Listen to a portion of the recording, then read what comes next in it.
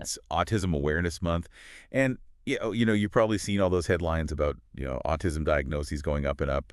It might seem kind of scary at first glance, Mm. but what if it's actually a good sign? Hmm. That's what we're diving into today. Yeah, buckle up as we explore what these rising numbers really mean. Take a look at this proposal for a mental health diversion program in Jacksonville and kind of, confront the hard truths about the shortcomings of the mental health system. Right, yeah. We've got a news segment, a policy proposal, and some expert opinions, a real mix of information for you. It's going to be fascinating. It's not just statistics. We're going to get into personal stories, systemic issues, and some potential solutions. All right, let's start with that news segment. Really sets the scene for a deep dive. What really stood out to you? I think the CDC findings are pretty stark. Like 1 in 36 8-year-olds diagnosed with autism in 2020. That's a 22% increase from just 2 years before. 22%. Wow, that does sound like an epidemic. It's a big jump, definitely, but it's not like a sudden wave of new cases. What we're probably seeing is better identification and diagnoses, especially in communities that haven't always had equal access to resources. So it's not that there are suddenly more kids with autism, it's that we're finally recognizing them. Exactly. And that's key because early identification means early intervention services, and those can be life-changing. Okay, I bet there are parents listening right now thinking, okay, but what are the signs? What should we be looking for? So one of the early warning signs is something called joint attention. When you're playing with your baby, you're both looking at the same toy or book. Kids with autism sometimes have trouble with that, with sharing that focus. Oh, so it's more than just maybe talking a bit later than other kids. Right. While language delays can be a sign, we also look at those little social cues. Do they respond to their name? Make eye contact? Point to things they want? All those are developmental milestones. And these signs, they show up early, right? Absolutely. Some of those subtle signs can be there as early as 12 months. If a parent's worried, even a little, they should talk to their pediatrician. It can't hurt. Yeah, better safe than sorry, especially with early intervention being so crucial. It's kind of frustrating, though, isn't it, that we still don't really know what causes autism? It is, yeah. But instead of focusing on what we don't know, let's focus on what we can do. Early intervention makes a big difference. Right, and it's not just about managing problems, is it? The psychologist in the news segment, they said that lots of people with autism have fulfilling lives. Yeah. They have unique strengths. Absolutely. It's about understanding and supporting neurodiversity and celebrating it. Yeah. Right. And this whole idea of early support and seeing individual needs, it's really connected to our next source, that proposal for a mental health diversion program in Jacksonville. Yeah. That one caught my eye, especially the part about the school-to-prison pipeline. It sounds a bit dramatic, but for a lot of kids, it's very real. It is. And it often comes from, systemic issues that hit minority students harder. We're talking zero tolerance policies, more police in schools, and things like suspensions and expulsions, all that pushing kids out of the classroom. And that pipeline, it really impacts minority students more than others, doesn't it? Absolutely. Black and brown kids, they're more likely to get harsher punishments, get labeled as troublemakers, and pushed out of school, even for things that their white classmates might just get a warning for. That's really not fair. And this is where the link to autism becomes really important. Yeah, I think so. Right. Because if a child has undiagnosed autism, their behavior might be misunderstood, and then they get punished more harshly. Exactly. There are challenges with social communication, sensory issues, or even just regulating their emotions. It could be seen as being defiant or disrespectful when they really just need help and understanding. That's why early identification is so important, both in schools and in healthcare. So this proposal is saying that a mental health diversion program could be like a safety net, catching these kids before they fall through the cracks. Right. Instead of sending them into the justice system, it suggests we redirect them towards services that address what they actually need. Okay, so how would this program actually work, like in Jacksonville? So they outline a multi-pronged approach, starting with, early identification. They're talking about having mental health professionals right in schools who can spot kids at risk, provide counseling, and connect families with the right resources. So it's about being proactive, not waiting for things to get out of control. Exactly. They also talk about trauma-informed care. Many kids who end up in the system have experienced some kind of trauma, abuse, neglect, community violence, even just the stress of poverty and systemic racism. Right. So the program would include therapy and support to help them heal from those experiences. They also mentioned social emotional learning, SEL, as a key part of this. Can you explain what that is? Sure. So SEL is about giving kids the skills to handle life's ups and downs. We're talking about recognizing and managing emotions, building healthy relationships, resolving conflict peacefully, making good decisions, things like that. So instead of acting out or shutting down, Hmm. kids learn how to communicate their needs and find solutions that work. Yeah, exactly. And these skills are good for everyone, not just kids who are struggling. Imagine a classroom where everyone feels safe to express themselves, where they can talk things out, and they feel like they have control over their choices. That sounds amazing. It sounds like they're trying to create a better, more supportive environment for all students. Yeah, they are. And they're also focused on addressing racial disparities. Oh, like how? Well, they want to make sure that the services are culturally competent, so they take into account the different experiences of diverse students. Right. They're also calling for, regular data analysis to check for any racial biases in the program and make changes if they need to. And they emphasize the importance of working with community organizations that already have strong connections with Black and minority communities. It's good that they're taking such a broad approach. It's not just about keeping kids out of the criminal justice system. It's about building a system that supports them right from the start. Exactly. And that's where it gets even more interesting because the proposal doesn't stop at just diversion programs. They want bigger changes within schools, too, like rolling back those harsh zero-tolerance policies, investing in more counselors and social workers, and providing de-escalation training for all staff. So it's like they're saying we need to change the entire way we think about discipline and mental health in schools. Yeah, I think that's right. It's about moving away from punishment and toward a model that focuses on prevention, early intervention, and understanding. Exactly. And that sort of thinking needs to go beyond just schools and needs to be part of how we approach mental health as a society. Right. Which brings us to that last source, that expert commentary that really digs into the problems with the mental health system as a whole. Yeah. That one was eye-opening. Like, we've made some progress, but we're still behind when it comes to mental health. For sure. 50 years ago, deinstitutionalization seemed like a huge step forward, closing those big, often really inhumane institutions and trying to integrate people with mental illness back into the community. But we've kind of swung too far the other way. We don't have enough community-based resources now, and people are falling through the cracks. It's like we haven't replaced those institutions with good enough alternatives. Right, and we don't have what you'd call a continuum of care, which means there aren't enough resources to meet the needs of people with mental illness at every stage. Yeah. Think about it. If you have a heart attack, you go straight to the hospital, you get immediate care, and then there's a whole system in place to help you recover. Right, right. But if you have a mental health crisis, you might end up in jail, which is definitely not the best place for someone who needs treatment. It's heartbreaking. And it's often driven by fear and misunderstanding, isn't it? Yeah. We tend to think that mental illness equals dangerousness, when most people with mental illness aren't violent at all. Absolutely. It's like we're criminalizing mental illness instead of treating it. And this is where it's so important to understand the difference between mental illness and sociopathy. The diversion programs we're talking about, they're designed for people with treatable conditions, things like schizophrenia, bipolar disorder, depression, anxiety, conditions that can be managed with medication, therapy, and support. Right. It's about understanding that these are medical conditions, Yeah. not character flaws. Exactly. And they need care and compassion, not punishment. Right. We need a big change in public perception, and that starts with education. We need to break down the stereotypes and replace them with accurate information and empathy. That reminds me of Judge Stephen Leifman's work in Miami. He's been a big advocate for mental health diversion programs, and his story is really something. It is, yeah. He's a judge who saw how messed up the system was, how we were locking up people who needed help, and he dedicated his career to finding a better way.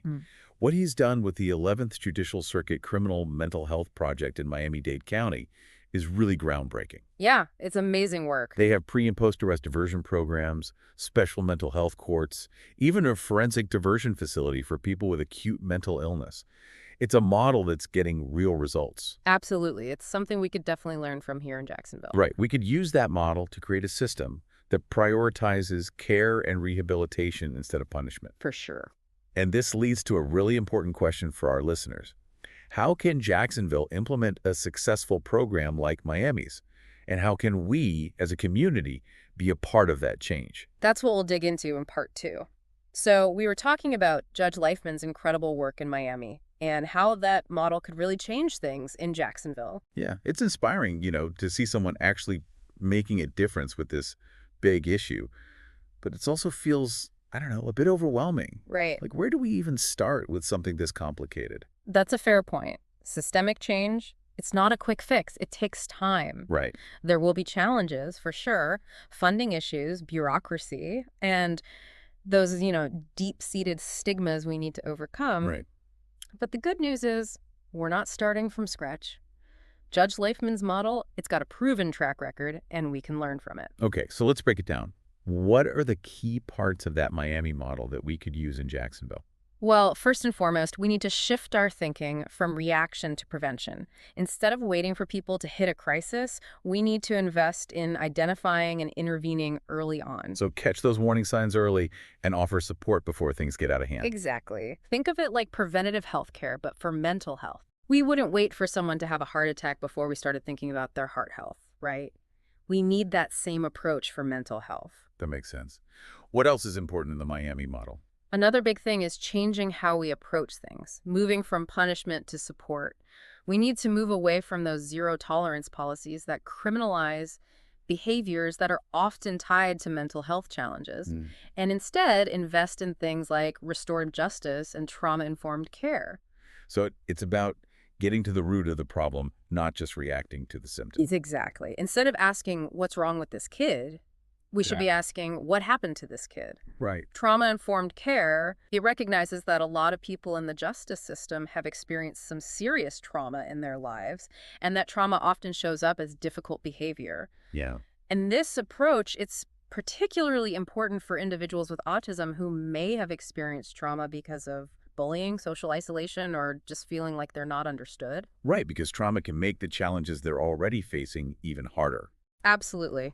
Now, another thing that Judge Leifman's model does really well is creating special mental health courts. Oh, what are those? These courts, they're designed to divert people with mental illness away from the regular criminal justice system and into treatment programs. So instead of going to jail, they get connected with the help they need. Exactly. And these courts are often staffed with judges who have special training in mental health, so they can really understand each case and figure out the best way to help. So it's recognizing that people with mental illness need a different approach, one that focuses on getting them better.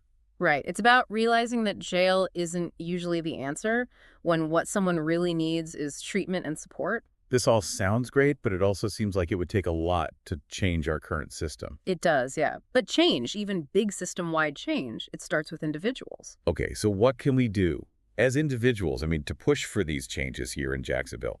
How can we actually be part of the solution? I think the first thing is to educate yourself. The more you understand about mental illness, the better you'll be at fighting the stigma and advocating for change.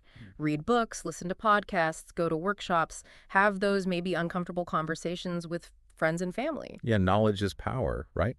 The more people understand about mental illness, the more they'll support solutions that are both humane and effective. Exactly. And you can get involved with local organizations that are already doing great work in this area. Right. Volunteer, donate, or just spread the word about what they're doing. What about contacting our elected officials? Let them know that mental health reform is something we care about as voters. Absolutely. That's a fantastic idea. Right. Elected officials need to hear from the people they represent. Mm-hmm. Write letters, make calls, go to town halls, use social media. Right. Let them know you support things like mental health diversion programs, increased funding for mental health services, and policies that put treatment before incarceration. Yeah, it's easy to feel helpless with these big, complex issues, but it sounds like there are things we can actually do to make a difference. Definitely. And remember, advocating for change isn't just about speaking up, it's also about showing up. Right.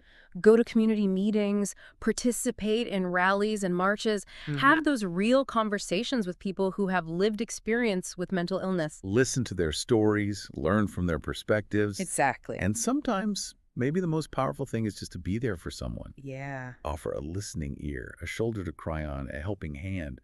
Those little things can mean a lot. Absolutely. Now, going back to concrete actions we can take, I wanted to highlight this amazing resource, the Crisis Now website. Oh, yeah? They have a ton of information about mental health diversion programs, and they really shed light on the important role that judges play in making these changes happen. So they're bridging the gap between information and action. Exactly. Helping people get involved and actually make a difference. Yeah, and remember, this isn't just about Jacksonville. It's a national conversation. Right. Every community should be talking about this and working towards solutions. Right. It's about changing how we see mental illness, moving away from fear and stigma and towards empathy and understanding. Absolutely. It's about creating a world where everyone has access to the care they need, no matter where they live, how much money they make, or their background. A world where mental health is treated just as urgently and compassionately as physical health. Yes, exactly. You know, we've talked about a lot today, We have. but I feel like we've just scratched the surface. There's always more to learn, and the conversation needs to keep going. We'll be back with part 3 after a quick. Okay, so we've been talking about some pretty heavy topics, Yeah. autism, mental health systems, and the need for change. It seems like places like Miami are making progress with these new programs, like Judge Leifman's. But how do we keep that going, especially here in Jacksonville? Yeah, it's a good question. Big changes like this, they rarely happen overnight. There are always going to be roadblocks, funding issues, bureaucratic stuff, and then just the stigma that's so hard to get rid of. Right, so how do we make sure this isn't just talk? How do we turn it into real lasting change? Well, I think it comes down to a couple of things: individual action and collective effort. Right. We need both to make a real difference. So what does individual action actually look like in this case, I mean? Well, it starts with looking at ourselves, challenging our own biases about mental illness. We need to be willing to have those honest conversations with family and friends, even when they're uncomfortable, to start breaking down the stigma. Yeah, it's realizing that mental health isn't someone else's problem. It affects all of us in some way. Exactly. And then it's about taking those small steps that can actually make a difference, like volunteering at a mental health organization, donating to a good cause, voting for candidates who actually care about this issue, and speaking up when you see something wrong. Right. And what about supporting the people who are already doing the work, the researchers and advocates who are trying to find better treatments, better policies, and just a better understanding of mental illness? Oh, that's so important. Science and advocacy are what drives progress in this field. We need to back the people who are out there fighting for change. But even with all that individual effort, we still need systemic change. Yeah. Right. And that's where collective action comes in. Absolutely. It's about joining forces, working together to push for policies that prioritize mental health at every level. So contacting our elected officials, holding them accountable, pushing for policies that decriminalize mental illness, Exactly. invest in community-based treatment, and support families who are struggling to navigate this system. Right. It's about changing the whole story around mental health. Instead of fear and isolation, it needs to be about empathy, understanding, and hope. After this whole deep dive, I'm feeling hopeful, actually. It's a long road ahead, but we can do something. We can, absolutely, and we have to. There are so many people whose lives depend on it, and it impacts our whole community. What I've really learned from all this is that we all have a part to play in creating a world where mental health is treated just as importantly as physical health. Yes. A world where getting help is seen as a good thing, not a weakness. That's a great takeaway. And remember, you don't have to have all the answers to make a difference. Just start by listening, learning, and taking those small steps. Yeah, that's right. Even small steps can lead to big changes. Together, we can create a world where everyone has the chance to thrive, no matter what mental health challenges they face. Thanks for joining us on this deep dive. We hope you've learned something new, feel inspired to take action, and are ready to be part of the solution. Remember, change starts with each of us. Until next time, stay curious, stay engaged, and most importantly, stay hopeful.